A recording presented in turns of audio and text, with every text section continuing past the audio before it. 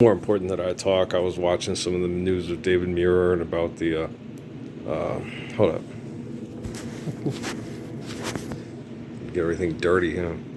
About Justice Alito and Roberts and the recorded tape. Yeah, I don't care. No, I don't give a fuck what kickback, murdering. It's it's stuff with Hunter Biden, and then the guy who made the convict, who talked about the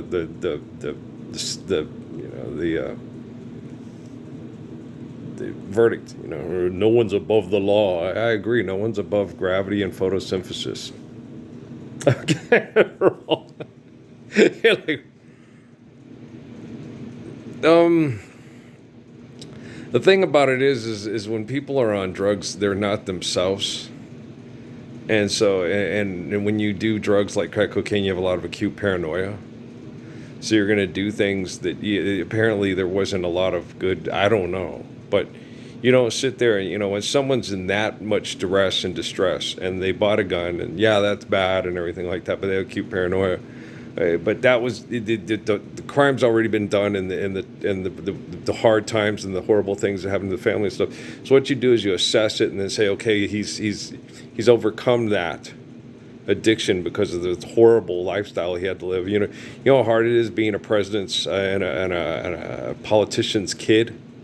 People always trying to get to your dad through you, buy you gifts and try to get me access to your father so I can get my business this, so I can get, so you can get inroads like, people that,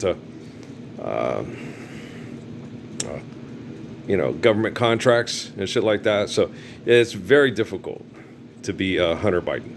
Okay. And it's also very difficult to be Trump's kids. Same thing, Everybody's coming at you and giving you lots of money to get access to your father so you can get in the fast track to get government contracts, which are, I got 1,500. We're gonna get a $2 million check in El Paso, and stuff like that. So you got to understand these crazy fuckers. Money is like guru. The money got people acting funny, And so it's just. You ever heard Jazzmatazz? Okay, maybe Hunter Biden has, but it's a good album. Right? It's a good album. I was sitting there watching Boris Karloff and Warner Oland and Charlie Chan at the opera. And Key Luke's always one of my favorites. The one who plays the son, who's also Borak. Borak? Yeah. No, Brack. Yeah, Borak, not Brack. Brack, sorry. Got my thing screwed up. Brack. Yeah, he plays the voice of Brack on Space Ghost. Not from Cartoon Planet, but Space Ghost. On the Space Ghost cartoons, Brack's voice is voiced by Key Luke. He also plays the guy, I guess, who sells the gremlins to the kid or whatever stuff like that. But yeah, I like Key Luke. He was one of my. I just adored him as Lee Chan. It's one of my favorites. I used to watch Hey Pop when I was a kid growing up and watching those in Colville from Spokane. They put on old Abbott and Costello.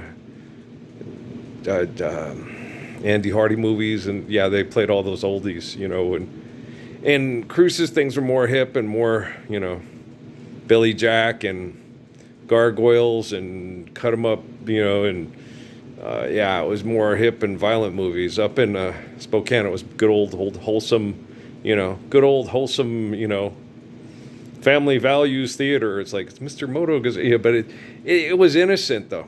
There was an innocence to it, As much as it was propaganda and all that stuff, there was an actual innocence to it. There was a do the right thing, truth, justice, and the American way, Superman, Batman, So there was this wide-eyed innocence to it. So you go back and watch them, you go, they're horrible. Well, the circumstances a lot of times are horrible. Yeah, the woman wanted to promote her career, and then locked the biological father of her daughter in an opera theater and set it on fire with his rival, who was jealous of him and wanted to be the top tenor. And but he got out and lived, and then got amnesia because it was so stressful. And then he goes back to try to find his daughter. It's Boris Karloff plays the lead, and you're like, wow, that's horrible. There's a lot of that in Charlie Chan with the one woman that killed to be famous, and it's, And so you look at them; they're very naive and they're very, and they're very innocent. They try to be very innocent, but there's a lot of, derelict behavior in there because people are not living the Lord's Prayer. You know? And Jesus, past, present, future operate at the same time. And, forgive them, Father, for they know not what they do. Why have you forsaken me? I'm the one like Adam, Moses, and David, and Elijah, Jeremiah, Malachi, Melchizedek, So, when you have somebody that reminds you that this Roman Republic is a sham, you cannot have a popularity contest, say money is real, and then create rules of genocidal engagement and call them laws. Okay, you'll always be corrupted by your ego and selfishness if you deny the eternal perfection of the faith of Father Abraham. And that's the truth. Okay. I don't care what Justice Ginsburg's ghost says. She was mean, man. I did not like having a telekinesis with her. You'll get people killed. She was like that stupid bitch-ass guy that I met at Sierra Vista that they brought into the store. You're an idealist and you get people killed. And he was sitting there insulting me. It's like, so you're telling me I'm like Steve Biko and Bob Marley and Jesus and Muhammad and El Hajj Malik El Sebastian, thinking, wow, he thinks he's insulting me. He's telling me you're an idealist and you get people killed. I'm like, you work at Fort Huachuca. That's genocide and murder operations headquarters. They justify killing poor people because they commit crimes because they're denied the perfection of the Gospels. They've denied the Lord's Prayer. That's what happens when you get an eternal psychotic break like that. You get people killed, you're dangerous. We'll never be able to live the way you want us to live. People are too rotten, disgusting, and gross. You gotta quit looking at everybody like yourself. Okay, look at somebody like me. You've been a part of people that have studied me from before I was born. And I'm naive, and I'm idealist, and all this. And people can't live up to your ideals. That's bullshit. Okay? That's complete bullshit. When I was in the service, okay, my sister Val was dating this guy named Scott in Flint. It wasn't Flint. Where are they at? Eaton Rapids. Okay, because they went to go live with Jim's family, and Jim's grandma was really cool, but Jim was an ass. Okay, and Jim was such an ass, and Val started working at a place with Scott, and Scott protected her, gave her a place to stay, and grandma was still pretty cool. Grandma Oberlin, she was really cool. Yeah, but Jim was a shit. But that happens. You have really good people that just have rotten grandkids or kids. And Grandma Oberlin was one of the coolest. And she sent me Michigan State stuff all the time. She was cool. Yeah, she was very cool. But Scott was a really good guy. And they came to visit me at Pope Air Force Base in the dorms. And I basically told them, I said, man, it's a promiscuous lifestyle. They all fuck around. They join up. This is a volunteer service, so they're all aggressive, violent, and want to be part of the aggressive violence and sexual adventures. They're not like the drafted people that got in and say, I'm a soldier, a lonely soldier. They're not like that. And so you get in, a lot of these people are just very aggressive, want the money, and don't care fundamentally about what the military is doing, if it's right or wrong. So it's a very difficult thing. But you two kids can make it through. Val screwed around with the people that screw around at tech school, got pregnant, and broke Scott's heart. Scott was a really good guy. I really liked him. And he called me up.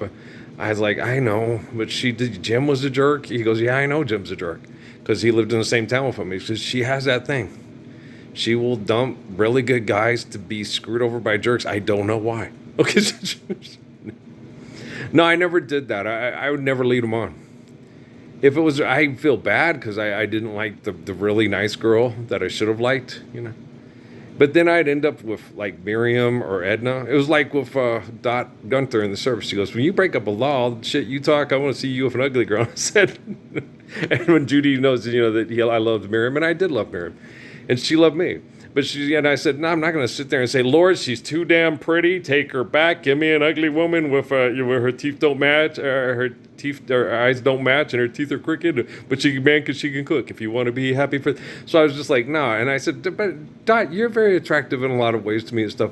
I'm not superficial, but if I get a really gorgeous woman who's faithful and like me, I ain't going to send her back. Say, Lord, So, yeah, Miriam and Edna and Michelle, I screwed that up. Yes, I screwed that up. I don't like to talk about that. I don't like to talk about that. That's something I don't like to talk about that much. I could talk to Demi and Danny about their mom. I could talk to Corey and Patrick about their auntie, but if there are other people, I don't want to talk about it too much. Just enough to let you know she was beautiful, and perverts in the military killed her. Okay, guys, I love you. Talk to you later, man.